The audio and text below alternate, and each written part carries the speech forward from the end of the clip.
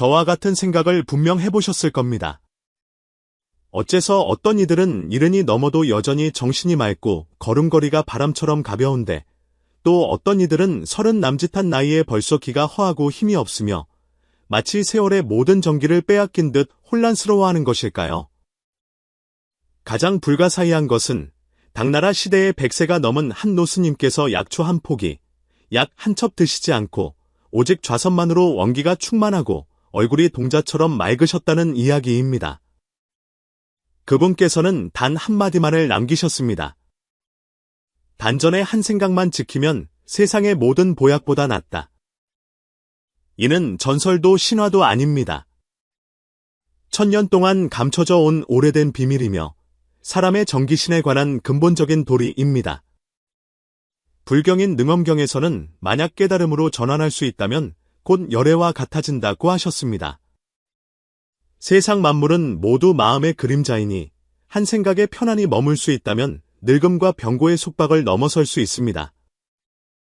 어쩌면 당신이 지금 이 글을 보게 된 것은 우연이 아닐지도 모릅니다. 어쩌면 이것이야말로 당신의 삶에 찾아온 하나의 인연일 수 있습니다. 혹시 지금 지치고 초조하며 혼란스러운 삶 속에서 한 줄기 평안과 치유를 찾고 계시다면 잘 들어주십시오. 더 이상 비싼 보약을 샀거나 밤낮으로 몸을 보하며 약으로 조리할 필요가 없습니다. 그저 단전의 한 생각 지키기라 불리는 오래되고 간단한 법문을 배우기만 하면 됩니다. 이번 이야기에서는 원기란 무엇이며 왜 그것이 인체에서 가장 대체할 수 없는 힘인지, 어째서 좌선은 원기를 보충해주지만 보약을 먹으면 오히려 몸이 더 허해지는지에 대해 깊이 파헤쳐 보겠습니다. 또한 100세의 고승 해명 스님께서 어떻게 청룡사에서 단전의 한 생각으로 세상의 수많은 보약을 이겨내셨는지, 그리고 당신이 현실 속에서 어떻게 이 예법을 다시 시작하여 잃어버린 정기신을 되찾을 수 있는지 알려드릴 것입니다. 만약 당신도 평온으로 돌아가 활력을 되찾고 싶으시다면 나의 단전에 빛이 깃들어 몸과 마음이 에너지로 가득하기를이라는 축복의 말을 남겨주십시오. 이 한 생각이 당신의 원기가 돌아오는 시작점이 되기를 바랍니다. 원기란 무엇일까요?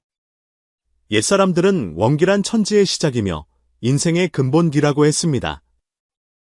황제내경 첫머리에는 인생의 3가지 보물이 있다고 하였으니 바로 정, 기, 신입니다. 정은 생명의 뿌리요. 기는 만물을 키우는 힘이며 신은 모든 것을 주재하는 시작입니다. 이 셋 중 하나라도 부족하면 온갖 병이 생겨납니다. 그 중에서도 원기는 부모로부터 받은 선천의 기운으로 신장에 저장되어 단전에서 생겨납니다. 원기가 충분하면 사람은 호랑이처럼 강건하고 눈빛이 형형하며 어떤 사악한 기운도 침범하지 못합니다. 반면 원기가 허하면 몸이 마르고 병에 걸리기 쉬우며 꿈이 많고 심지어 마음이 흩어져 어떤 약으로도 고치기 어렵게 됩니다. 불교에서는 비록 원기라는 말을 직접 쓰지는 않지만 그 이치는 이미 깊이 통찰하고 있습니다. 부처님께서는 몸과 마음이 하나라고 가르치셨습니다. 몸은 형체가 있는 물질세계에 속하고 마음은 형체가 없는 정신세계에 속하지만 둘은 인연에 따라 생겨나고 서로 의지하며 변화합니다. 몸의 기운이 어지러우면 마음이 반드시 불안하고 마음이 머물 곳이 없으면 몸 또한 텅 비게 됩니다. 그러므로 마땅히 머무는 바 없이 그 마음을 내라고 하신 것입니다. 만약 사람이 마음을 한 생각 속에 머물게 하여 바깥 경계에 따라 흔들리지 않는다면 몸과 마음은 저절로 조화를 이루고 기혈 또한 근원으로 돌아갈 수 있습니다. 단전의 한 생각 지키기는 바로 이 가르침을 수행으로 실천하는 구체적인 방법입니다. 여기서 지킨다는 것은 억지로 붙들거나 한 곳을 뚫어지게 쳐다보는 것이 아니라 마음을 한 곳으로 돌아오게 하여 흩어지지 않게 하는 것입니다. 마치 어머니가 아이를 돌보듯 등불이 호수를 비추듯 말입니다. 불교의 밀법에서는 종종 직관상수를 말합니다. 는 마음을 어지럽지 않게 하는 것이고 관은 본성을 비추어 보는 것입니다. 단전을 지키는 것은 바로 이지의 근본 공부입니다. 그것은 가만히 앉아 멍하니 있거나 망상을 하는 것이 아니라 한 생각으로 만 가지 생각을 쉬게 하고 한 번의 고요함으로 온갖 움직임을 가라앉히는 것입니다. 능엄경에서는 모든 중생이 삼매를 얻고자 한다면 먼저 계율을 지키고 도량에 앉아 마음을 한 곳에 두어 흔들리지 않게 해야 하니 이를 초선에 든다고 한다고 하셨습니다. 마음을 한 곳에 둔다는 것이 바로 단전을 지키는 참된 의미입니다. 당신의 마음이 바깥 세상으로부터 번쩍이는 휴대폰 화면과 시끄러운 소음, 감정의 기복으로부터 돌아와 몸의 한 지점에 고요히 머물러 집중하고 흩어지지 않을 때 당신은 놀라운 사실을 발견하게 될 것입니다. 몸이 따뜻해지고 호흡이 가늘어지며 감정이 가라앉고 마음이 안정되는 것을 말입니다. 그것은 환상이 아닙니다. 당신의 몸속에서 잊혔던 원기의 빛이 다시 깨어나고 있는 것입니다. 이제 준비가 되셨다면 당나라 시대 청룡사에서 실제로 일어났던 한 수행 이야기 속으로 당신을 안내하겠습니다. 백세의 노스님께서 어떻게 단전의 한 생각만으로 한 귀족자제의 엇나간 운명을 바로잡으셨는지에 대한 이야기입니다. 당나라 정관 영간 장안성 박 청룡사에는 백세의 노스님 한 분이 좌정하고 계셨습니다. 얼굴은 동자와 같고 숨결은 봄바람처럼 길고 부드러웠습니다. 이는 마치 능엄경에서 깨달음으로 전환하면 곧 열애와 같다고 한 말씀과 같았습니다. 해명이라는 이 고승께서는 오직 좌선만으로 20살 청년처럼 기혈이 왕성하셨습니다. 그때 유덕수라는 귀족자제가 있었는데 방탕한 생활로 젊은 나이에 이미 정신이 흐리고 기력이 쉬하여 수많은 명의를 찾아다녔지만 소용이 없었습니다. 그가 마지막 희망을 품고 청룡사 산문에 들어섰을 때 그는 자신이 단전 지키기라는 천년의 비밀을 마주하게 될 줄은 꿈에도 몰랐습니다. 과연 이 비법이 어떻게 사람을 다시 태어나게 하고 세상에 어떤 영약보다 뛰어난 효능을 발휘할 수 있었을까요? 대당정관 13년, 스산한 가을바람이 부는 장안성 박 청룡사는 여전히 향불이 왕성했습니다. 유덕수는 지친 몸을 이끌고 돌계단을 한 걸음 한 걸음 올랐습니다. 그는 본래 장안성에서 이름난 제사였고 아버지 유상선은 조정에서도 명망이 높았습니다. 어릴 때부터 비단옷을 입고 좋은 음식을 먹으며 글과 학문에 통달하지 않은 것이 없었습니다. 하지만 바로 그 풍족한 환경이 그를 16살부터 유흥에 빠지게 만들었습니다. 밤마다 노래와 춤을 즐기며 쾌락에 몸을 맡겼습니다. 3년이 지나자 겨우 19살인 유덕수는 40살 중년처럼 얼굴이 누렇게 뜨고 눈에는 총기가 없었으며 늘 어지럼증과 허리 통증을 느꼈습니다. 가장 괴로운 것은 기억력이 예전 같지 않다는 것이었습니다. 예전에는 한 번 보면 잊지 않던 시와 글을 이제는 읽고 나면 바로 잊어버렸고 아버지가 시키신 간단한 일조차 자주 실수했습니다. 더 심각한 것은 가슴이 두근거리고 숨이 차는 일이 잦아져 몇 걸음만 걸어도 땀을 뻘뻘 흘리는 등 온몸이 텅 빈 것 같았습니다. 공자께서는 신장의 기운이 크게 상하고 정열이 지나치게 소모되었습니다. 태의원의 명의들은 모두 같은 진단을 내렸고 처방 또한 비슷했습니다. 인삼, 녹용, 하수오, 구기자 등 온갖 귀한 약재를 1년 넘게 먹었지만 나아지기는커녕 오히려 몸이 더 붓고 불편해졌습니다. 때로는 가슴이 두근거리고 숨이 차는 증상이 나타나기도 했습니다. 이 보약들을 먹으니 속이 답답하고 이전보다 더 괴롭습니다. 유덕수는 아버지에게 불평했습니다. 설마 이 세상에 제 병을 고칠 방법이 정말 없는 것입니까? 유상선은 날로 수척해지는 아들을 보며 마음이 타들어갔습니다. 그는 사람을 시켜 사방으로 수소문하며 민간의 명의와 고수들을 찾아다녔지만 돌아오는 대답은 모두 비슷했습니다. 근본이 손상된 것이라 오랜 시간 조리해야 하며 완전히 회복된다는 보장도 없습니다. 온 가족이 시름에 잠겨 있을 때 집안의 늙은 집사가 문득 한 가지를 떠올렸습니다. 나으리, 듣자 하니 청룡사에 해명대사라는 분이 계시는데 이미 100세가 넘으셨지만 여전히 정신이 맑고 50대 중년처럼 보이신다고 합니다. 많은 난치병 환자들이 그곳에서 병이 나았다고 합니다. 정말 그런 고인이 계시단 말이냐? 유상서의 눈에 희망의 빛이 스쳤습니다. 틀림없습니다. 제 먼 친척 한 명도 비슷한 증세였는데 대사님 곁에서 몇 달 머물더니 완전히 회복되었습니다. 게다가 그 대사님은 약을 처방하지 않으시고 단지 좌선하는 법을 가르쳐 주실 뿐이라고 합니다. 늙은 집사는 확신에 차서 말했습니다. 해명 대사의 명성은 장안성에서 모르는 이가 없었지만 실제로 그를 뵌 사람은 드물었습니다. 전해지는 바에 따르면 그는 30살에 출가하여 지금까지 청룡사에서 70년을 수행하셨다고 합니다.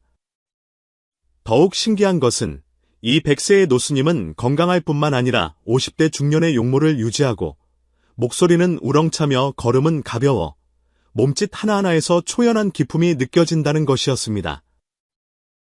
듣자 하니 해명대사 또한 젊었을 때는 몸이 약한 서생이었는데 우연한 기회에 오래된 수련법을 배워 자신의 병을 고쳤을 뿐만 아니라 보통 사람을 뛰어넘는 건강과 장수를 얻었다고 합니다.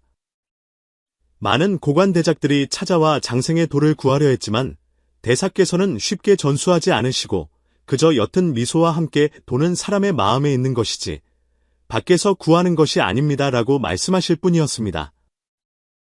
이러한 희망적인 소식을 듣자 유덕수는 몸은 비록 쇠약했지만 마음속에 한 줄기 희망이 타올랐습니다. 그는 직접 청룡사로 가보기로 결심했습니다. 희망이 희박하더라도 시도해보고 싶었습니다. 덕수야, 가려거든 내가 함께 가주마. 유상선은 아들의 몸이 걱정되어 직접 동행하기로 했습니다. 아닙니다, 아버지. 이런 일은 저 혼자 가는 것이 좋겠습니다. 만약 정말 인연이 있다면 자연히 가르침을 얻을 수 있겠지요. 유덕수는 몸은 약했지만 결심은 확고했습니다. 그리하여 어느 맑은 가을 아침, 유덕수는 홀로 청룡사로 향하는 길에 올랐습니다. 장안성에서 청룡사까지는 10여리 길이었는데 평소 같으면 아무것도 아닌 거리였지만 지금은 몹시 힘겹게 느껴졌습니다. 그는 가다 서다를 반복하며 거의 2시간이나 걸려 상기슬게 도착했습니다. 청룡사는 그리 높지 않은 언덕에 자리 잡고 있었고 주위는 나무가 무성하여 경치가 맑고 고요했습니다. 산문은 웅장하고 장엄했으며 문 위에는 청룡사라는 세 글자가 힘차게 쓰여 있어 장엄한 기운을 뿜어내고 있었습니다. 유덕수는 불안한 마음을 안고 절 안으로 들어섰습니다. 절의 건물은 웅장하고 장엄했으며 붉은 벽과 푸른 기와가 가을 햇살 아래 더욱 엄숙해 보였습니다. 산문에 들어서는 순간 그는 성안과는 전혀 다른 분위기를 느꼈습니다. 이곳에는 도시의 소란과 번잡함이 없었고 공기 중에는 옅은 향냄새가 퍼져 있어 마음을 저절로 평온하게 했습니다. 대용보전에서 맑은 목어 소리가 들려왔습니다. 소리는 느리지도 빠르지도 않게 마치 어떤 현묘한 운율을 담은 듯 사람의 마음을 두드려 들뜬 마음을 점차 가라앉혔습니다. 나무아미타불. 거사께서는 해명 스님을 찾아오셨습니까? 젊은 스님 한 분이 다가왔습니다. 얼굴은 자비롭고 눈빛은 물처럼 맑았습니다. 유덕수는 크게 놀라 물었습니다. 스님, 어찌 아셨습니까?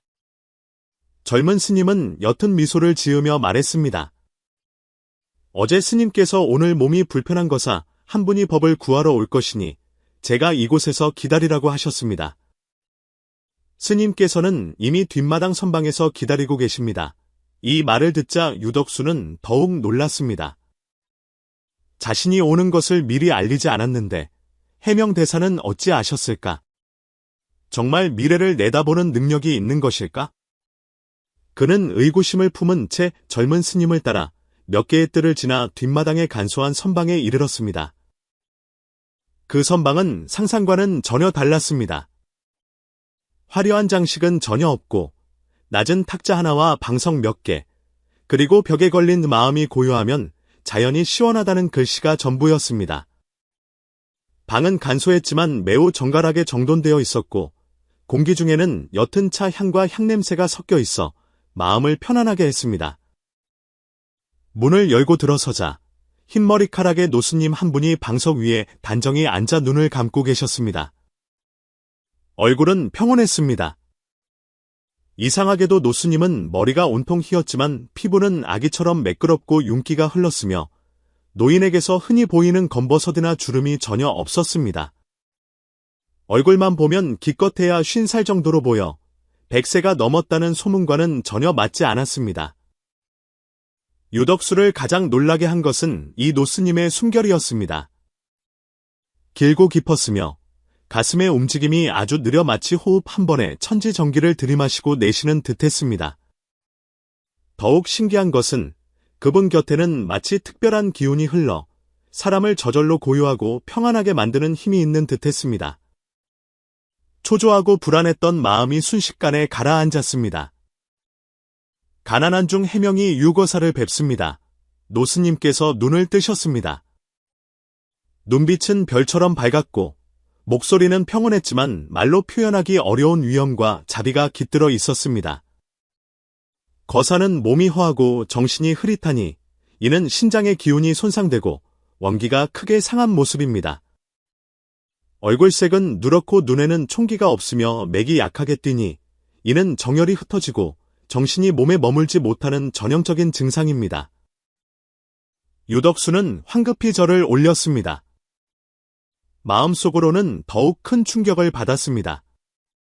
이 대사께서는 자신을 한번 보았을 뿐인데 병세를 이토록 정확하게 말씀하시다니 맥을 짚고 진찰하던 명의들보다 훨씬 뛰어나셨습니다. 대사님의 해안이 횃불과 같습니다. 소생은 실로 말을 잇다가 그는 부끄러움에 고개를 숙였습니다. 자신의 병의 원인이 차마 입에 담기 어려웠기 때문입니다. 해명 대사께서는 손을 저으며 눈빛에는 조금의 꾸짖음도 없이 자비만이 가득했습니다. 거사는 더 말할 필요 없습니다. 가난한 중은 이미 그대가 온 이유를 알고 있습니다. 세상에는 길을 잃은 이가 많으니 제때 깨닫는 것만으로도 대단한 일입니다. 그대는 원기가 무엇인지 아십니까? 소생이 어리석어 잘 모르오니 대사님께서 가르침을 내려주십시오. 유덕수는 공손히 말했습니다. 이 대사님 앞에서는 전에 없던 안정감을 느꼈고 모든 위장과 경계심이 불필요하게 느껴졌습니다. 원기란 사람의 근본입니다. 황제내경에서는 사람에게 정, 기, 신 세 가지 보물이 있다고 했습니다. 정은 근본이요. 기는 변화시키는 힘이며 신은 모든 것을 주재합니다. 지금 그대는 정과 기가 소모되고 정신이 몸에 머물지 못하니 자연히 몸이 쇠약해진 것입니다. 해명 대사의 목소리는 평온하면서도 힘이 있었고 한 글자 한 글자가 마치 머리에 시원한 물을 붓는 듯한 깨달음을 주었습니다. 정은 인체의 근본으로 나무의 뿌리, 물의 근원과 같습니다. 기는 인체의 생리 활동을 추동하는 동력으로 바람이 일고 불이 타오르는 것과 같습니다. 신은 정과 기를 통솔하는 주재자로 장수의 명령, 왕의 권위와 같습니다. 이 셋은 서로 의지하며 하나라도 없어서는 안 됩니다. 유덕수는 넋을 잃고 들었습니다. 이러한 이치는 의서에서도 언급된 바 있었지만 해명 대사의 입을 통해 들으니 전혀 다른 깊이와 깨달음이 있었습니다. 세상 사람들은 대부분 원기를 보충하려면 귀한 약재에 의존해야 한다고 생각하지만 가장 좋은 보약이 바로 자기 자신 안에 있다는 사실을 알지 못합니다. 해명 대사께서 계속 말씀하셨습니다. 외부의 보약은 일시적으로 증상을 완화시킬 뿐 근본적인 문제를 해결할 수는 없습니다. 게다가 몸이 보약을 받아들이지 못하는 상태에서 억지로 먹으면 오히려 몸의 부담만 가중시킬 뿐입니다. 유덕수는 들어도 무슨 말인지 잘 이해가 되지 않았습니다. 대사님, 그 말씀은 무슨 뜻입니까? 소생은 잘 이해하지 못하겠습니다. 만약 보약을 쓰지 않는다면 어떻게 원기를 회복할 수 있겠습니까? 해명 대사께서는 옅은 미소를 지으시며 말씀하셨습니다. 내가 시범을 보일 테니 잘 보시오. 그렇게 말씀하시며 대사께서는 천천히 좌정 자세를 바로잡고 양손으로 수인을 맺어 아랫배 앞에 놓으신 뒤 서서히 호흡을 조절하기 시작하셨습니다. 그러자 신기한 일이 일어났습니다. 해명 대사의 호흡 리듬이 조절됨에 따라 선방 안의 공기가 마치 흐르는 듯했습니다. 유덕수는 방 안에 따뜻한 기류가 순환하는 것을 뚜렷하게 느낄 수 있었습니다. 그 느낌은 매우 기묘하여 마치 보이지 않는 손이 자신의 피부를 부드럽게 어루만지는 듯했고 지쳐있던 몸이 편안해졌습니다. 더욱 놀라운 것은 해명 대사께서 호흡을 조절하는 동안 얼굴색이 점차 붉어지고 본래도 젊어 보이던 용모가 더욱 빛을 발하며 온몸이 옅은 빛의 기운에 감싸인 듯 보였다는 점입니다. 가장 신기했던 것은 유덕수가 대사님에게서 뿜어져 나오는 강한 생명력을 느낄 수 있었다는 것입니다. 그 힘은 온화하면서도 지속적이어서 사람을 저절로 가까이 다가가고 싶게 만들었습니다. 대사님의 호흡은 극도로 느려져 때로는 한 번의 호흡 사이에 10여 초의 간격이 있기도 했지만 매 호흡은 깊고 힘찼습니다. 그 과정에서 유덕수는 자신도 그 리듬에 감화되어 원래 가빴던 호흡이 자신도 모르게 느려지는 것을 느꼈습니다. 약 15분이 지났을까 해명 대사께서 천천히 눈을 뜨셨습니다. 유덕수는 대사님의 두 눈이 아까보다 더욱 밝아져 마치 별빛이 그 안에서 반짝이는 듯한 것을 보고 놀랐습니다. 이것은 무슨 법문입니까? 유덕수는 너무 놀라 목소리마저 떨렸습니다. 이는 단전의 한 생각 지키기라는 법문입니다. 해명 대사께서 천천히 말씀하셨습니다. 목소리에는 초연한 운치가 깃들어 있었습니다. 단전은 배꼽 아래 세치 지점에 있으며 인체의 원기가 모이는 곳입니다. 한의학에서는 기해라고 부릅니다. 만약 마음을 모아 이곳을 지키고 의념으로 호흡을 이끌면 정신을 집중시키고 원기를 보충할 수 있습니다. 유덕수는 무언가 깨달은 듯했지만 여전히 의문이 가득했습니다. 대사님, 정말 좌선하며 단전만 지키면 원기를 보충할 수 있단 말씀이십니까? 그렇다면 약을 먹는 것보다 훨씬 신기한 일이 아닙니까? 어째서 그런 효과가 있는 것입니까? 바로 그렇습니다. 해명 대사께서 고개를 끄덕이셨습니다. 눈에는 지혜의 빛이 반짝였습니다. 가난한 중은 올해 100세 살이지만 어떤 보약도 먹지 않고 오직 이 법으로 몸을 보살폈습니다. 매일 자시에 좌선하여 1시즌, 2시간을 보내기를 70년 동안 한 번도 거르지 않았습니다. 지금 내 몸 상태를 보시오. 100살 늙은이처럼 보입니까? 유덕수는 눈앞의 해명 대사를 자세히 뜯어보았습니다. 피부의 윤기나 정신 상태 모두 50대 중년처럼 보여 100세 노인이라는 사실을 믿기 어려웠습니다. 게다가 방금 시범을 통해 보았듯이 대사님의 몸 안에는 매우 강한 생명력이 내재되어 있었습니다. 하지만 대사님, 어째서 단지 단전을 지키는 것만으로 이토록 신비한 효과가 있는 것입니까? 그 이치는 무엇입니까? 유덕수가 겸허히 가르침을 청했습니다. 해명 대사께서는 인내심을 갖고 설명하셨습니다. 인체는 마치 정밀한 기계와 같아서 각 부분이 움직이려면 에너지가 필요합니다. 단전은 바로 이 기계의 동력원입니다. 그대가 흩어진 의념을 이곳에 집중하면 마치 흩어진 불꽃을 한 초점에 모으는 것과 같아서 자연히 더 큰 열과 에너지를 만들어낼 수 있습니다. 게다가 사람의 의념에는 불가사의한 힘이 있습니다. 맹자께서 의지는 기운의 장수라고 하셨습니다. 의념이 집중되면 기혈은 자연히 의념의 인도를 따라 몸 안에서 좋은 순환을 형성합니다. 이러한 내적인 에너지 순환은 외부의 보약보다 훨씬 직접적이고 효과적입니다. 유덕수는 넋을 잃고 들었지만 마음속에는 여전히 의문이 남았습니다. 그럼 구체적으로 어떻게 수련해야 합니까? 어떤 특별한 방법이 있는 것입니까? 해명 대사께서는 유덕수의 간절한 표정을 보시고는 고개를 저으셨습니다. 이 법이 비록 좋으나 누구나 쉽게 성공할 수 있는 것은 아닙니다. 엄청난 의지와 올바른 방법이 필요합니다.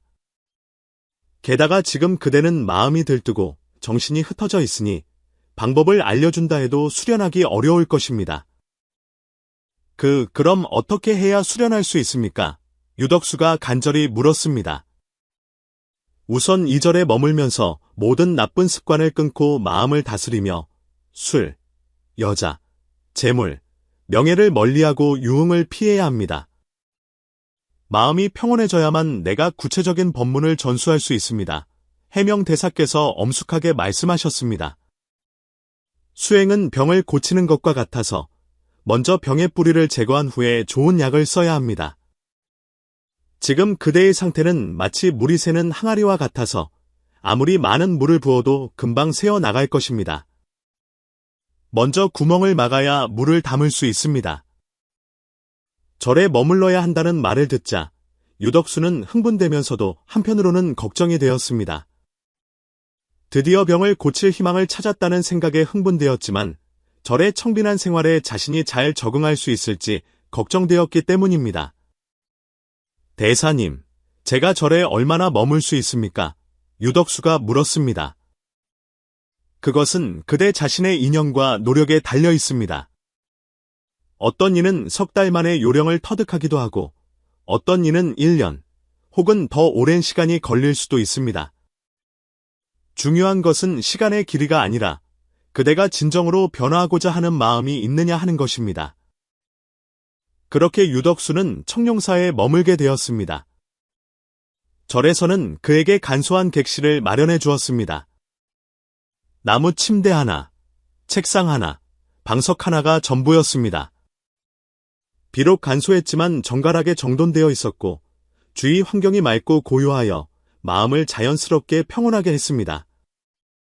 처음 며칠 동안 유덕수는 적응하기 어려웠습니다.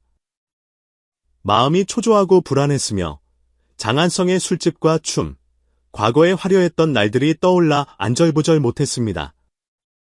밤에는 딱딱한 나무 침대에 누워 절에서 들려오는 저녁 종소리를 들으며 만감이 교차했습니다. 낮에는 해명대사의 간단한 지도를 따라 좌선을 시도했지만 도무지 마음을 가라앉힐 수가 없었습니다. 잡념이 파도처럼 밀려왔습니다. 잠시 성안의 친구들을 생각하다가 과거의 쾌락을 떠올리고 또 자신의 몸이 회복될 수 있을지 걱정하기도 했습니다. 대사님, 저는 도저히 마음을 가라앉힐 수가 없습니다. 머릿속이 온통 뒤죽박죽입니다. 어떻게 해야 합니까? 유덕수가 괴로워하며 해명대사께 도움을 청했습니다. 해명대사께서는 자비롭게 웃으시며 말씀하셨습니다. 그것은 매우 정상적인 일입니다. 처음 좌선을 배우는 사람은 누구나 이 문제를 겪게 됩니다. 지금 그대의 상태는 마치 휘저어진 흙탕물과 같아서 맑아지려면 시간이 필요합니다. 조급해하지도 억지로 하려고도 하지 말고 자연스럽게 두십시오. 그럼 지금 저는 어떻게 해야 합니까? 우선 간단한 것부터 시작하십시오. 매일 아침 일어나면 먼저 뜰을 천천히 거닐며 아침의 신선한 공기를 느껴보십시오. 그런 다음 조용한 곳에 앉아 수련한다는 생각은 버리고 그저 앉아서 자신의 호흡을 관찰하십시오. 호흡을 통제하려 하지 말고 그저 하늘의 구름을 보듯 지켜보기만 하면 됩니다. 대사의 지도에 따라 유덕수는 가장 기초적인 연습을 시작했습니다. 매일 아침 절의 뒷마당 정원을 천천히 거닐며 아침 이슬의 향기와 새소리를 느꼈고 조용한 구석에 앉아 자신의 호흡을 관찰하려 애썼습니다. 처음에는 정말 어려웠고 마음속 잡념이 끊이지 않았지만 점차 고요히 앉아 있을 수 있는 시간이 길어졌습니다. 특히 해명대사께서 가끔 함께 좌선해 주실 때면 대사님 곁에서 유덕수는 기묘한 평온함을 느꼈고 모든 번뇌가 멀리 사라지는 듯했습니다. 일주일이 지나자 유덕수의 정신 상태는 눈에 띄게 좋아졌습니다. 마음을 가라앉히고 경전을 읽을 수 있게 되었고 더 이상 성안의 유흥을 그리워하지 않게 되었습니다. 더 중요한 것은 수면의 질이 크게 향상되어 예전에는 꿈을 많이 꾸고 쉽게 깼지만 이제는 아침까지 깊은 잠을 잘 수 있게 되었다는 점입니다. 아주 좋습니다. 그대의 마음이 안정되기 시작했군요. 해명 대사께서 유덕수의 변화를 지켜보시며 만족스럽게 고개를 끄덕이셨습니다. 이제 기초적인 단전 지키기 방법을 배울 때가 되었습니다. 이 말을 듣자 유덕수는 기뻐서 거의 뛰어오를 뻔했습니다. 정말입니까? 대사님, 가르침을 내려주십시오. 해명 대사께서 대나무 숲에서 유덕수에게 말씀하셨습니다. 단전을 지키는 법의 핵심은 지킨다는 글자에 있습니다.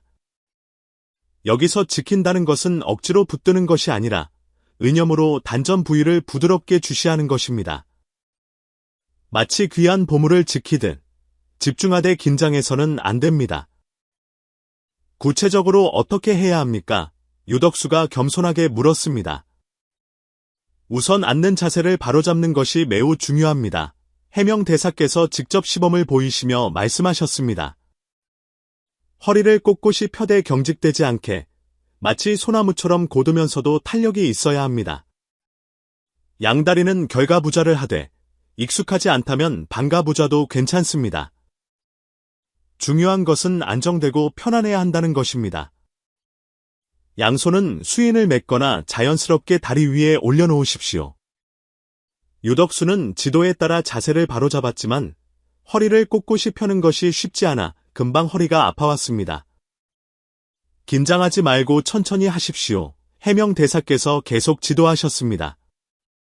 그런 다음 주의력을 배꼽 아래 세치, 대략 손가락 3마디 아래 지점인 단전에 집중하십시오.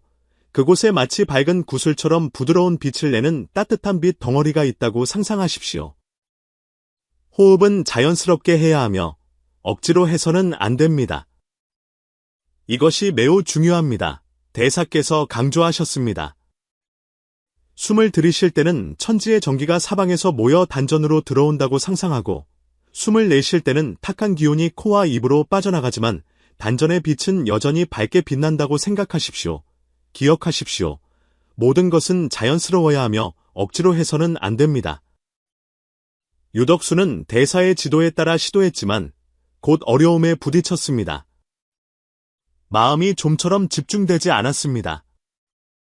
주의력을 단전에 두자마자 금세 다른 생각이 떠올랐습니다. 배가 고프다는 생각, 다리가 저리다는 생각, 심지어 어린 시절의 추억까지 떠올랐습니다.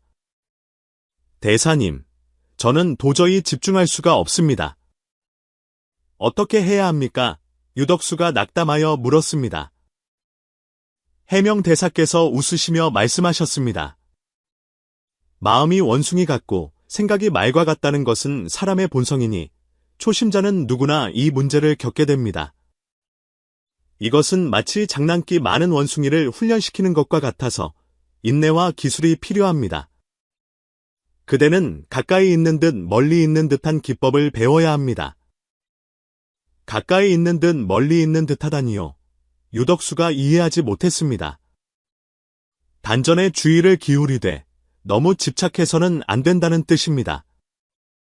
마치 잠든 아기를 돌보는 것과 같습니다. 항상 지켜보되 방해해서는 안 됩니다. 마음이 흩어지면 부드럽게 다시 데려오십시오. 자신을 탓하거나 억지로 하려고 하지 마십시오. 기억하십시오. 수행은 꽃을 기르는 것과 같아서 인내와 꾸준함이 필요합니다. 서두르면 오히려 일을 그르치게 됩니다. 그럼 계속 마음이 흩어지면 어떻게 합니까? 유덕수가 계속 물었습니다.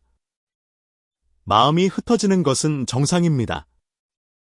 중요한 것은 마음이 흩어진 것을 발견했을 때 어떻게 대처하느냐입니다.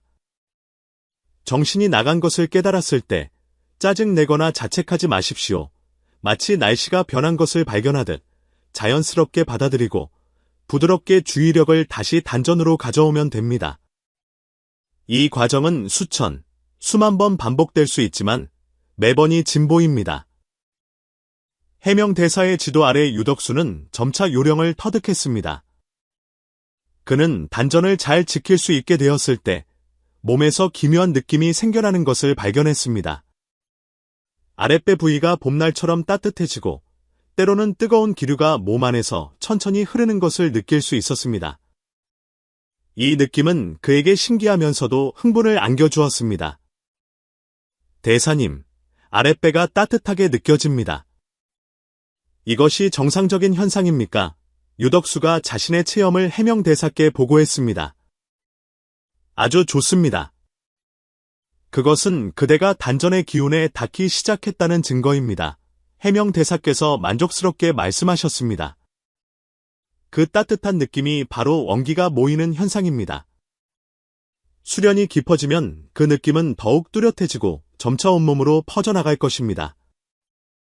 한 달 후, 유덕수의 변화는 모든 사람을 놀라게 했습니다. 얼굴색이 많이 붉어졌고 정신도 처음 왔을 때보다 훨씬 좋아졌습니다. 혼란스럽던 생각이 맑아지고 기억력도 어느 정도 회복되었습니다. 가장 뚜렷한 변화는 체력이 눈에 띄게 향상된 것입니다. 예전에는 계단 몇 층만 올라도 숨이 찼지만 이제는 산속을 가볍게 걸을 수 있게 되었습니다. 대사님, 이 단전 지키기 법은 어째서 이토록 신비합니까? 마치 생명력을 다시 얻은 것 같습니다. 유덕수가 호기심에 차서 물었습니다. 해명대사께서 설명하셨습니다. 단전은 인체의 에너지 중심으로 한의학에서는 기해 또는 명문이라고도 부릅니다. 사람의 선천적인 기운이 이곳에 저장되고 후천적인 기운 또한 이곳에 모입니다. 그대가 마음을 모아 단전을 지키면 흩어졌던 정신이 거두어지고 원기가 더 이상 밖으로 새어나가지 않으니 자연히 몸이 자양분을 얻게 되는 것입니다. 이것은 마치 등잔불과 같습니다. 등피가 없으면 바람에 흔들리다 금방 꺼지지만 등피가 있으면 불꽃이 안정적으로 타올라 오랫동안 빛을 발할 수 있습니다. 단전을 지키는 것은 인체의 에너지에 보호막을 씌워 쉽게 흩어지지 않게 하는 것과 같습니다. 그렇다면 왜 많은 사람들이 이 방법을 모르는 것입니까? 유덕수가 의아해했습니다. 아는 사람은 사실 적지 않지만 꾸준히 수련하는 사람이 드물기 때문입니다. 해명대사께서 탄식하셨습니다. 현대인들은 마음이 들뜨고 조급하여 즉각적인 효과를 바랍니다. 약을 먹으면 즉시 증상이 완화되지만 단전 지키기는 짧게는 석 달, 길게는 수년 동안 꾸준히 해야 뚜렷한 효과를 볼 수 있습니다. 많은 사람들이 며칠 연습하다가 포기합니다. 게다가 이 방법은 간단해 보이지만 실제로는 높은 깨달음과 의지가 필요합니다. 올바른 방법을 익히는 것뿐만 아니라 끊임없이 정진하는 정신이 있어야 합니다. 많은 사람들이 너무 지루하다고 생각하고 약을 먹는 것이 더 빠르다고 여깁니다. 유덕수는 깊이 공감하며 고개를 끄덕였습니다. 그는 이전에 약을 먹었던 경험을 떠올렸습니다. 항상 오늘 약을 먹으면 내일 낫기를 바랐지만 결과는 몸이 더 허약해질 뿐이었습니다. 반면 이 단전 지키기 법은 비록 진전이 느리지만 매일 미세한 진보를 느낄 수 있었습니다. 그 진보는 실질적이었고 충실함과 만족감을 안겨주었습니다. 또 한 달이 지나자 유덕수의 몸 상태는 질적으로 변화했습니다. 정신이 맑아졌을 뿐만 아니라 체력도 크게 향상되었습니다. 예전에는 계단 몇 층만 올라도 숨이 찼지만 이제는 청룡사의 가장 높은 곳에 올라 장안성 전체를 내려다보아도 피곤함을 느끼지 않았습니다. 더욱 놀라운 것은 그의 용모도 변하기 시작했다는 점입니다. 방탕한 생활로 늙어 보였던 얼굴이 다시 젊음의 빛을 되찾았습니다. 그러나 유덕수가 자신이 단전 지키기 법의 정수를 터득했다고 생각했을 때 해명대사께서는 놀라운 소식을 전해주셨습니다. 그대는 이제 단전 지키기에 기초 법문만을 배웠을 뿐 진정한 정수는 아직 전수받지 못했다. 더 깊은 법문이 있다는 말씀이십니까? 유덕수는 크게 놀라며 눈을 빛냈습니다. 해명대사께서는 신비로운 미소를 지으셨습니다. 내가 어찌하여 이토록 젊은 용모를 유지할 수 있는지 아느냐? 단지 단전을 지키는 것만으로는 원기를 보충할 수는 있으나 늙음을 되돌려 젊음을 되찾는 효과를 얻으려면 더 깊은 수련이 필요하다. 그대가 지금 배운 것은 이 큰 산의 상기슬개에 불과하다. 유덕수는 흥분으로 온몸을 떨며 목소리마저 떨렸습니다. 대사님, 부디 가르침을 내려주십시오. 제자는 평생을 바쳐 배우겠습니다. 그 법의 이름은 삼단합일, 삼전합일이라 하며 상단전, 중단전, 하단전 세 곳을 동시에 지켜야 한다. 해명대사께서 천천히 말씀하셨습니다. 한 글자 한 글자가 진주처럼 귀했습니다. 하단전은 그대가 이미 익숙한 배꼽알의 세치 지점이고 중단전은 명치 부위에 있으며 단중, 전중, 이라 불리며 감정과 기혈의 중심축이다. 상단전은 양 눈썹 사이에 있으며 긴당, 인당, 이라 불리며 지혜와 정신의 자리이다. 세 단전이 동시에 운행될 때 인체의 정기신 세 보물이 완벽하게 융합되어 천인합일의 경지에 이르게 된다. 이 말을 듣자 유덕수는 더욱 호기심이 생겼습니다. 그럼 삼단합일은 어떻게 수련해야 합니까? 매우 복잡하게 들립니다. 해명대사께서는 고개를 저으셨습니다. 이 법은 지극히 현묘하여 하루아침에 터득할 수 있는 것이 아니다. 게다가 이 법을 수련하려면 높은 깨달음과 의지가 필요하다. 나 또한 20년의 시간을 들여 겨우 초보적인 경지에 이르렀고 다시 30년을 더 수련하여 비로소 순수한 경지에 도달했다. 20년이나요. 유덕수는 숨을 들이켰지만 이내 단호하게 말했습니다. 대사님, 저는 평생을 바쳐 배울 각오가 되어 있습니다. 그대의 정성은 알겠으나 이 법의 전수에는 다른 규칙이 있다. 해명대사께서 그를 깊이 바라보셨습니다. 눈에는 기쁨과 함께 걱정도 서려 있었습니다. 이것은 단순히 기술을 전수하는 것이 아니라 마음의 법을 전하는 것이다. 그대는 먼저 세 가지 시험을 통과하여 수련할 자격이 있음을 증명해야 한다. 어떤 시험입니까? 유덕수가 긴장과 기대를 안고 간절히 물었습니다. 첫 번째 시험은 정력이다. 그대는 이 절에서 가장 높은 탑 꼭대기에서 장안의 번화함을 마주하고도 마음이 흔들리지 않으며 7일 밤낮을 잠도 자지 않고 쉬지도 않고 계속 좌선해야 한다. 해명대사께서 엄숙하게 말씀하셨습니다. 그 7일 밤낮 동안 음식은 먹지 못하고 소량의 맑은 물만 마실 수 있으며 항상 깨어있는 상태로 단전의 한 생각을 지켜야 한다. 유덕수는 숨을 들이켰습니다. 7일 밤낮을 잠도 자지 않고 쉬지도 않는다니. 겨우 2달 수련한 사람에게는 거의 불가능한 과제였습니다. 게다가 탑 꼭대기에서 장안성의 화려한 유혹을 마주해야 하니 의지력에 대한 요구는 더욱 높았습니다. 두 번째 시험은 해력이다. 그대는 3일 안에 진정한 장생불로란 무엇인가라는 선의 이치를 깨달아야 한다. 답은 책에 있는 것이 아니라 그대 스스로 깨우쳐야 한다. 해명대사께서 계속 말씀하셨습니다. 이 문제는 간단해 보이지만 실제로는 매우 어려웠습니다. 역사상 수많은 수행자들이 장생불로를 추구했지만 그 의미를 진정으로 이해한 사람은 거의 없었습니다.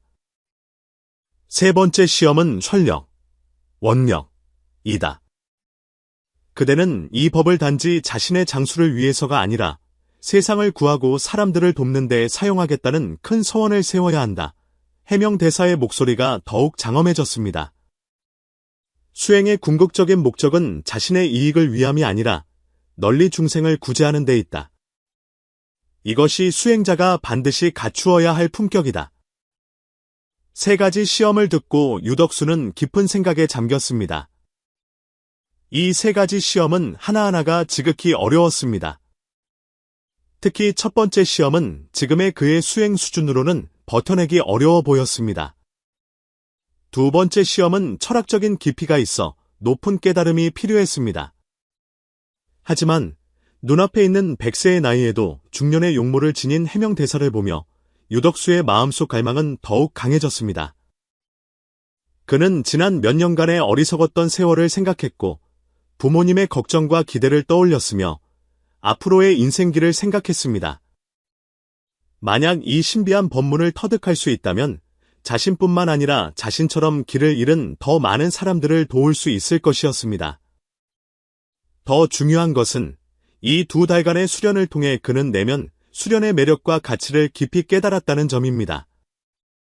이것은 단순히 건강을 지키는 방법이 아니라 삶의 방식이자 인생 철학이었습니다. 만약 더 깊은 법문을 터득할 수 있다면 그것은 얼마나 대단한 경지일까? 대사님, 저는 이 3가지 시험을 받겠습니다. 유덕수가 굳은 결심과 용기로 가득 찬 목소리로 말했습니다. 해명 대사께서는 그를 깊이 바라보셨습니다. 눈에는 기쁨과 함께 걱정도 서려 있었습니다. 유덕수, 잘 생각해야 한다. 이 3가지 시험은 장난이 아니다. 하나하나가 위험으로 가득 차 있다. 특히 첫 번째 시험은 일단 시작하면 중도에 포기할 수 없다. 그렇지 않으면 전수를 받지 못할 뿐만 아니라 몸에 심각한 손상을 입을 수도 있다. 제자는 이미 깊이 생각했습니다. 유덕수가 망설임 없이 말했습니다. 제가 청룡사에 발을 들인 그 순간부터 저는 제 자신을 완전히 바꾸기로 결심했습니다. 만약 진정한 법문을 터득하지 못한다면 저는 차라리 수련의 길에서 죽을지언정 과거의 그 송장 같은 삶으로 돌아가고 싶지 않습니다. 해명 대사께서 고개를 끄덕이셨습니다. 좋다. 그대의 의지가 굳건하니 내일 부터 첫 번째 시험을 시작하자. 오늘 밤은 푹 쉬면서 정신을 가다듬도록 하라. 기억하라. 일단 시작하면 돌아갈 길은 없다. 그날 밤, 유덕수는 잠 못 이루고 뒤척였습니다. 다가올 시험을 생각하며 마음이 흥분되면서도 불안했습니다. 창밖으로 절의 등불이 반짝이는 것을 보며 마치 자신의 결정을 증명해주는 듯했습니다. 밤바람이 불어와 꽃향기를 실어 나르니 마음이 상쾌해졌습니다. 그는 일어나 창가로 다가가 하늘 가득한 별들을 바라보며 시험을 무사히 통과할 수 있기를 마음속으로 기도했습니다. 동시에 지난 2달간의 수련 과정을 되돌아보았습니다. 처음의 초조함과 불안함에서 지금의 내면적 평온에 이르기까지 이 변화는 그에게 다가올 시험에 대한 자신감을 심어주었습니다. 다음 날 밤이 깊어 절 안은 고요했습니다. 유덕수는 해명 대사를 따라 청룡사의 가장 높은 곳 7층 보탑 꼭대기로 향했습니다. 이 탑은 청룡사의 상징적인 건축물로 이곳에서는 장안성 전체를 내려다볼 수 있었습니다. 성 안의 수많은 등불이 별처럼 반짝이며 화려하면서도 멀게 느껴졌습니다. 탑 꼭대기는 공간이 넓지 않았고 주위에는 아무런 가림막이 없었습니다. 가을밤의 차가운 바람이 세차게 불어와 몸을 떨게 했습니다. 유덕수는 탑 꼭대기 중앙에 방석을 놓고 앉아 전례 없는 시험을 맞이할 준비를 했습니다. 지금부터 그대는 이곳에서 7일 밤낮을 계속 좌선해야 한다. 그동안 음식과 잠은 금지되며 오직 소량의 맑은 물만 마실 수 있다. 해명 대사께서 엄숙하게 말씀하셨습니다. 기억하라. 어떤 어려움에 부딪히더라도 단전에 한 생각을 지켜 흩어지지 않게 해야 한다. 만약 도저히 견딜 수 없다고 느껴지면 큰 소리로 외치거라. 내가 즉시 달려올 것이다. 하지만 일단 중단하면 다시는 기회가 없다. 제자는 명심하겠습니다. 유덕수가 굳게 고개를 끄덕였습니다. 유덕수가 홀로 시험에 임한 지 3일째 되던 밤, 기적이 나타나기 시작했습니다.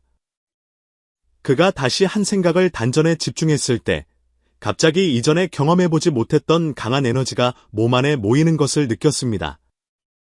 그 에너지는 따뜻하고 지속적이어서 굶주리고 지쳐있던 몸을 순식간에 활력으로 채웠습니다. 더욱 신기한 것은 마치 해명대사의 목소리가 마음속에서 들려오는 듯했습니다. 덕수야, 그대는 이미 퇴식, 왜 문턱에 닿았다. 이는 수련의 중요한 이정표이다. 하지만 진정한 비밀은 이 기운을 어떻게 천지와 연결하느냐에 있다. 이때의 유덕수는 자신이 단전 지키기에 깊은 경지뿐만 아니라 생명의 본질에 관한 궁극적인 비밀을 깨닫게 될 줄은 몰랐습니다.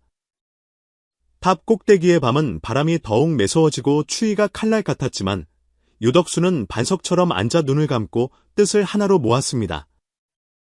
그는 이미 사흘 밤낮을 잠들지 않고 오직 맑은 물로 목을 축이며 단전의 한 생각만을 지켰습니다. 처음에는 굶주림이 불길 같고 찬바람이 화살 같아 마음이 흔들리고 잡념이 들끓었습니다. 하지만 사흘째 밤이 되자 그는 마치 영혼의 정화를 겪은 듯했습니다. 굶주림은 맑음으로 변했고 찬바람도 봄바람처럼 느껴졌습니다. 그는 마침내 해명대사께서 말씀하신 태식의 문턱에 닿았던 것입니다. 태식이란 아기가 어머니 뱃속에서 아직 호흡하지 않을 때 기운이 저절로 존재하는 신비로운 상태로 수행자의 내적인 기운이 근원으로 돌아가 스스로 운행되는 것을 의미합니다. 태식이 나타나면 외부 호흡이 끊어져도 정신은 맑고 기운이 가득 차게 되어 예로부터 도가와 불교에서는 모두 중요한 경지로 여겼습니다. 이때 유덕수는 단전 안이 따뜻한 태양처럼 끓어오르고 기혈이 경락 사이를 자유롭게 흐르는 것을 느꼈습니다. 한 번의 호흡이 더 이상 폐의 힘을 빌리지 않고 정신으로 기를 운행하고 뜻으로 숨을 이끄는 듯했습니다. 그러나 그가 가장 깊은 선정에 들었을 때 환상이 조용히 펼쳐졌습니다. 눈앞에 그 따뜻한 빛 덩어리가 갑자기 수많은 빗줄기로 흩어지며 그는 탑 꼭대기에서 떨어져 기이한 경계 속으로 빠져드는 듯했습니다. 주위는 청룡사가 아니라 금빛으로 찬란한 환상의 도시였습니다. 장안은 대낮처럼 떠들썩하고 노래와 춤이 가득했으며 향냄새와 분 냄새가 뒤섞여 풍겨왔습니다. 기로에서는 익숙한 웃음소리가 들려왔고 붉은 옷을 입은 한 여인이 창밖으로 고개를 내밀었는데 바로 그가 예전에 알던 기생이었습니다. 연하. 덕수 도련님, 오랜만입니다. 어찌 이리 수척해지셨습니까? 견하는 그림 같은 미소를 지으며 다가와 그의 뺨을 어루만졌습니다. 유덕수는 깜짝 놀랐습니다. 나는 선정에 들어있는데 이것은 꿈인가? 아니면 마귀의 장난인가? 그는 황급히 마음을 다잡으려 했지만 생각이 그물에 걸린 물고기처럼 계속 끌려다녔습니다. 다음 순간 길모퉁이에서 악기 소리가 들려왔고 옛 친구들이 예전처럼 자리에 앉아 있었습니다. 한 친구가 허리를 숙여 웃으며 말했습니다. 덕수야, 어찌 그리 고생하며 지내느냐? 인생은 즐길 때 즐겨야지. 이리 와서 함께 한잔하세. 그 술 향기는 진하게 코를 찔렀고 그는 거의 손을 뻗어 잔을 받을 뻔했습니다. 바로 그 순간 단전이 바늘로 찌르는 듯 뜨거워지며 해명대사의 말씀이 귓가에 울리는 듯했습니다. 번화함을 마주하고도 마음이 흔들리지 않으며 연꽃이 진흙 속에서 피어나도 더러워지지 않는 것, 그것이야말로 지키는 것의 참된 의미이다. 그는 정신을 차렸습니다. 의식이 긴 바람처럼 환상을 모두 불어 흩어버리자 단전의 빛이 다시 모였습니다. 그는 깊은 숨을 내쉬니 안개 같은 기운이 뿜어져 나왔고 마음은 마침내 반석처럼 굳건해졌습니다. 이 환상은 새로운 시험이었습니다. 이 환상은 의지를 시험했을 뿐만 아니라 그의 마음속 가장 깊은 곳에 있는 집착을 드러냈습니다. 끊지 못한 옛정, 버리지 못한 헛된 명예, 끊어내지 못한 욕망. 이는 마치 번뇌가 곧볼이라는 말과 같았습니다. 번뇌가 나타나지 않는다면 어찌 자신의 미진함을 알 수 있겠습니까? 유덕수가 눈을 뜨자 장안성은 여전히 멀리서 등불로 밝았지만 이제 그의 눈에는 더 이상 유혹의 도시가 아니라 속세의 헛된 꿈으로 보였습니다. 그는 나지막이 을조렸습니다. 삼천의 부귀영화, 꿈처럼 모였다 흩어지니 내 마음 한 곳에 머물러 산처럼 흔들리지 않으리라. 그가 마음을 다잡은 그날 밤, 한 줄기 빛이 하늘에서 내려와 백학으로 변하여 탑 꼭대기를 맴돌았습니다. 학이 한 번 우니 그 소리가 맑고 멀리 퍼져 허공을 울렸습니다. 유덕수는 그 소리에 정신이 번쩍 들며 그 속의 현묘한 이치를 문득 깨달았습니다. 다음 날 아침, 해명 대사께서 탑에 오르셨습니다. 환상을 깨뜨렸구나. 대사님의 얼굴에는 기쁨이 서려 있었습니다.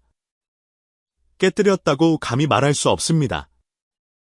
다만 그것이 환상임을 알아보았을 뿐입니다. 유덕수가 공손히 대답했습니다. 그의 눈에는 전에 없던 맑음과 고요함이 깃들어 있었습니다. 좋다. 해명 대사께서 고개를 끄덕이시며 동쪽에서 떠오르는 해를 바라보며 천천히 불가의 개송을 읊으셨습니다. 꿈속에서는 모든 것이 실제 같으나 꿈에서 깨어나면 비로소 모든 것이 함을 알리라. 만약 꿈속에서 참된 본성을 깨달을 수 있다면 곳곳에서 법의 바람을 볼 수 있으리라. 대사께서는 잠시 말을 멈추고 다시 말씀하셨습니다. 그대는 첫 번째 시험인 정력을 통과했다. 다음은 해력의 시험이다. 유덕수는 경건한 마음으로 대사의 말씀을 들었습니다. 대사께서 천천히 물으셨습니다. 진정한 장생불로란 무엇인가? 그날 밤, 그는 선방에 홀로 앉아 정신을 집중하여 생각에 잠겼고 경전을 뒤적였습니다. 그는 장자재물론에서 한 구절을 보았습니다. 큰 지혜는 넓고 여유로우며 작은 지혜는 따지기를 좋아한다. 큰 말은 담담하고 작은 말은 수다스럽다. 그는 문득 깨달았습니다. 세상 사람들이 추구하는 장생은 단지 육신이 썩지 않고 용모가 늙지 않는 것에 집착하는 것이다. 그러나 진정한 늙지 않음은 아마도 육신이 아니라 마음에 있으며 나이가 아니라 깨달음에 있는 것일지도 모른다. 다음 날 아침, 그는 해명대사께 아뢰었습니다. 제자가 생각하기에 진정한 장생불로란 영원히 이 세상에 머무는 것이 아니라 깨달아 집착이 없고 삶을 꿈처럼 알고 죽음을 돌아감처럼 알아 마음에 더하고 덜함이 없는 것, 이것이 바로 장생입니다. 해명대사께서는 오랫동안 침묵하시다가 문득 웃으셨습니다. 훌륭하구나. 훌륭해. 그대의 마음이 이미 열렸고 해력이 통했구나. 대사께서 유덕수를 바라보며 다시 물으셨습니다. 마지막 시험, 준비되었느냐? 원력을 세울 준비가. 유덕수는 망설임 없이 합장하고 서서 장엄하게 서원했습니다. 제자는 서원합니다. 만약 이 법을 얻게 된다면 부귀영화를 탐하지 않고 장생에 집착하지 않으며 이 도를 세상에 널리 전하여 길 잃은 사람들을 바른 길로 이끌고 병든 자에게 건강을 주며 들뜬 자에게 평온을 주겠습니다. 그가 서원을 세우는 순간 청룡사 상공에 상서로운 구름이 모이고 아침 종이 일제히 울리니 마치 천지 또한 그에 감동하는 듯했습니다. 해명대사께서 엄숙히 서서 나지막이 말씀하셨습니다. 3가지 시험을 모두 통과했으니 이제 그대에게 3단합일의 참된 비결을 전수하겠다. 하지만 기억하라. 대사께서 엄숙하게 말씀하셨습니다. 이 법이 비록 현묘하나 수련하는 자는 정성이 귀하고 얻는 자는 버림이 귀하며 이루는 자는 비움이 귀하다. 이 한마디에 유덕수는 인생의 이치를 완전히 깨달았습니다. 단전을 지키는 것은 단지 길을 모으는 것이 아니라 마음을 지키는 것이며 3단을 수련하는 것은 단지 몸을 기르는 것이 아니라 깨어나는 것임을. 진정으로 원기를 보충하는 것은 어떤 약을 먹느냐에 있는 것이 아니라 그대가 기꺼이 집착을 비우고 6 감각기관을 거두어들여 자신의 본성을 되돌아보느냐에 달려있다는 것을. 그 후로 그는 청룡사에서 3년을 더 수행하여 해명대사의 법을 잇는 제자가 되었고 법명은 각수라 하였습니다. 후세에 그의 수련법을 전해받은 자들이 무수히 많았는데 모두 단전의 한 생각 지키기를 기초로 사마기맥이 조화롭고 정신이 맑으며 몸이 건강해졌다고 합니다. 어떤 이가 각수에게 어찌하여 산을 내려가 벼슬길에 오르거나 부귀를 누리지 않느냐고 물었습니다. 그는 옅은 미소를 지으며 답했습니다. 부귀는 뜬구름과 같고 평온은 풀잎과 같으니 오직 한 생각이 움직이지 않아야 비로소 맑고 시원한 자유를 얻을 수 있습니다. 장한성은 여전히 등불로 찬란했지만 한 수행자는 이미 마음이 고요한 물과 같고 안팎이 원만하여 번화함을 나비의 꿈처럼 바라볼 뿐이었습니다. 모든 수행법 중에서 가장 간단하면서도 가장 심오한 것이 바로 단전을 지키는 것입니다. 하지만 세상 사람들은 종종 이해하지 못합니다. 어째서 단지 좌선하여 한 부위를 고요히 지키는 것만으로 세상의 수많은 보약보다 낫고 쇠약해진 몸을 일깨우며 텅 비어버린 생명력을 회복시킬 수 있는 것일까요? 이 문제를 진정으로 이해하려면 세 가지 측면에서 접근해야 합니다. 첫째는 단전의 이치, 둘째는 마음과 생각의 이치, 셋째는 기온 운행의 전환입니다. 첫째, 단전은 한 점이 아니라 하나의 문입니다. 고대 의학과 불교 수행 체계에서 단전은 특정 고정된 기관이 아니라 인체 기온의 귀착점입니다. 난경에서는 그 아래 세 칠을 기에, 나하니, 정기의 창고이자 명문에 불이 있는 곳이다 라고 했습니다. 현대의학은 그것을 정확히 찾아낼 수 없지만 수많은 수행자들은 모두 이 부위를 지키면 몸에 기묘한 변화가 일어난다는 것을 발견했습니다. 호흡이 깊어지고 생각이 느려지며 수면이 개선되고 심지어 몸과 마음 전체가 안정되면서도 가벼워집니다. 이는 우연이 아닙니다. 우리 대부분은 주의력을 눈, 귀, 코, 혀, 몸, 뜻이라는 6감각기관을 통해 밖으로 흩어놓고 살기 때문입니다. 휴대폰을 보고, 소음을 듣고, 과거나 미래를 생각하며 일어나지 않은 일에 대해 불안해합니다. 그러나 일단 단전을 지키면 이 모든 것을 안으로 거두어들이는 것과 같아서 마치 흩어진 군사를 다시 모아 핵심 방어선을 재정비하는 것과 같습니다. 단전은 인체 에너지의 중심축입니다. 당신이 생각을 어디에 두느냐에 따라 기혈은 그곳으로 흐릅니다. 하루 종일 근심하면 기운이 머리로 모여 두통이 생기고 오랫동안 분노하면 기운이 가슴에 막혀 답답해집니다. 오직 단전에 머물러야만 물이 연못으로 돌아가고 기운이 근원으로 돌아가듯 근본적으로 오장육부의 운행을 조화롭게 할 수 있습니다. 둘째, 한 생각이 바로 기운의 인도자입니다. 불교에서는 의지가 업의 근본이라 하고 한의학에서는 뜻이 이르면 기운도 이른다고 하며 도가에서는 기운은 뜻을 따른다고 합니다. 이 세 마디는 모두 같은 것을 가리킵니다. 바로 마음과 생각이 당신의 기맥 운행을 결정한다는 것입니다. 단전을 지키는 것은 본질적으로 기혈을 이끄는 매우 고명한 기술입니다. 당신이 움직이지 않으면 기운도 흩어지지 않고 당신이 안으로 거두면 원기가 새어나가지 않습니다. 만약 한 사람이 오랫동안 한 생각을 단전에 머물게 할 수 있다면 그것은 마치 몸 안에 따뜻한 화로를 피우는 것과 같습니다.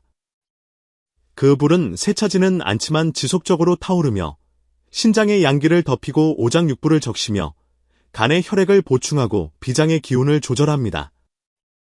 진정으로 몸을 건강하게 하는 것은 어떤 보약을 억지로 몸에 쏟아붓는 것이 아니라 더 이상 자신의 기운이 새어나가지 않게 하는 것입니다. 셋째, 좌선은 움직이지 않는 것 같지만 가장 깊은 내적 순환을 개동시킵니다. 어떤 이는 묻습니다.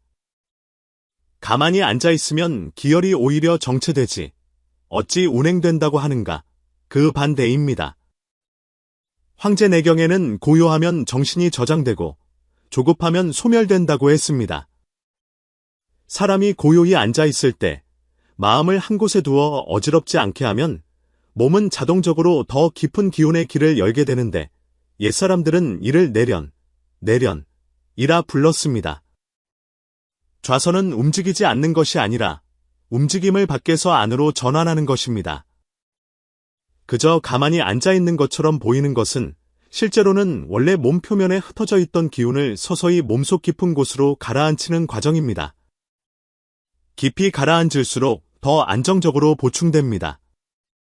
이것이 바로 많은 노수행자들이 오직 좌선만으로 몸에 차고 더운 것, 허하고 실한 것을 조절할 수 있었던 이유입니다. 그들은 움직임이 아니라 거두어들임으로써 몸을 다스렸기 때문입니다.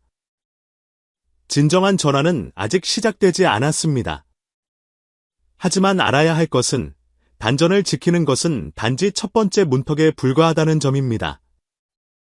진정한 변화는 단전을 지키는 것만큼 간단하지 않습니다. 중단전을 통해 감정을 조절하고 상단전을 통해 정신을 맑게 해야 합니다. 오직 3단이 하나가 되어 전기신 세 보물이 제자리로 돌아와야만 사람은 비로소 가장 힘있는 본래의 자신으로 돌아갈 수 있습니다. 만약 당신이 원기가 단지 몸의 전기라고 생각한다면 당신은 그 하나만 알고 전체는 모르는 것입니다. 불교에서는 원기라는 말을 쓰지 않지만 정, 기, 신, 식, 명, 업을 말하며 사람이 왜 늙고 왜 공경에 처하며 왜 아직 늙지 않았는데도 쇠약해지는지에 대해 이야기합니다. 이 모든 것의 근원을 부처님께서는 이미 지적하셨습니다. 첫째, 원기의 소모는 단지 몸에서만 비롯되지 않습니다. 불교는 몸을 조절하는 것을 반대하지 않지만 마음을 조절하는 것을 더욱 강조합니다. 왜냐하면 사람을 진정으로 소모시키는 것은 육체의 피로가 아니라 집착이기 때문입니다. 과거에 대한 집착, 얻고 이름에 대한 집착, 신분에 대한 집착, 나라는 것에 대한 집착. 당신은 매일 일 때문에 지치는 것이 아니라 무언가를 끊임없이 붙잡으려 하기 때문에 지치는 것입니다. 인간관계, 평가, 미련, 환상을 붙잡으려 합니다. 부처님께서는 중화암경에서 말씀하셨습니다. 만약 비구들이 과거에 집착하면 과거에 소모되고 미래에 집착하면 미래에 소모되며 현재에 집착하면 또한 현재에 소모된다. 여기서 소모된다는 것은 육체의 피로가 아니라 의식이 마치 불타는 숲처럼 끊임없이 생겨나고 사라지며 망상이 들끓어 하루 만에 10년치의 원신을 소모하는 것을 말합니다. 이것이 불교에서 말하는 내적 소모의 본질입니다. 당신이 아무리 많은 보약을 먹어도 여전히 피곤한 이유는 의식의 구멍을 메우지 않았기 때문입니다. 당신은 그저 깨진 항아리에 물을 붓고 있을 뿐입니다. 둘째, 생사는 끝이 아니라 원기순환의 중요한 전환점입니다. 불교는 죽음을 두려워하지 않습니다. 왜냐하면 불교는 근본적으로 죽음이 끝이라고 생각하지 않기 때문입니다. 죽음은 단지 육신의 소멸일 뿐입니다. 진정한 죽음은 당신이 생명에 대한 깨어있음이 없는 것, 살아있으나 한 번도 깨어난 적이 없는 것입니다. 열반경에서는 생사의 본래 시작이 없음을 알지 못하면 스스로 생사에서 벗어나지 못한다고 했습니다. 당신이 소진되는 이유는 당신이 발버둥치고 달리고 고통받고 기대해야만 살아있는 것이라고 착각하기 때문입니다.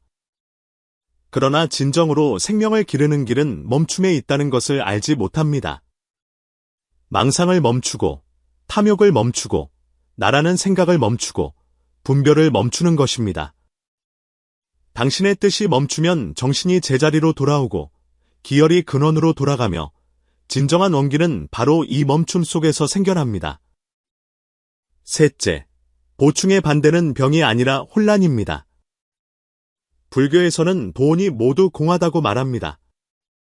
색, 수, 상, 행, 식. 이 5호는 인간 생명 활동의 총합입니다. 하지만 당신이 그 속에 빠져 있으면 그 활동들이 바로 나라고 착각하게 됩니다. 당신이 고통스러울 때 내가 바로 고통이라고 생각하고 분노할 때 내가 바로 분노라고 생각합니다. 당신은 이 오온이 바람과 같고 구름과 같으며 그림자와 같다는 것을 보지 못했습니다. 만약 당신이 이 점을 명확히 볼 수 있다면 몸이 피곤하더라도 마음은 따라 무너지지 않을 것입니다. 불교는 약을 먹는 것을 반대하지 않고 몸을 돌보는 것을 반대하지 않지만 몸의 병은 두렵지 않으나 마음의 병이 가장 고치기 어렵다고 더욱 강조합니다. 한 생각이 바로 윤회이며 한 생각으로 윤회에서 벗어날 수도 있습니다. 불교는 소극적으로 세상을 피하는 것이 아닙니다. 그 수행의 본질은 지극히 이성적인 의식의 제자리 찾기 과정입니다. 당신이 지키는 단전의 한 생각은 단지 마음과 생각을 두는 시작점일 뿐입니다. 만약 당신이 단전에서 시작하여 서서히 자신의 마음을 되돌아보고 망상을 꿰뚫어보고 집착을 알아차리고 분별을 넘어설 수 있다면 당신은 단지 원기를 보충하는 것이 아니라 윤회를 거스르고 있는 것입니다. 불교는 결코 것만 다스리지 않습니다. 불법은 곧바로 본심을 가리킵니다. 그러므로 당신은 이제 깨달아야 합니다.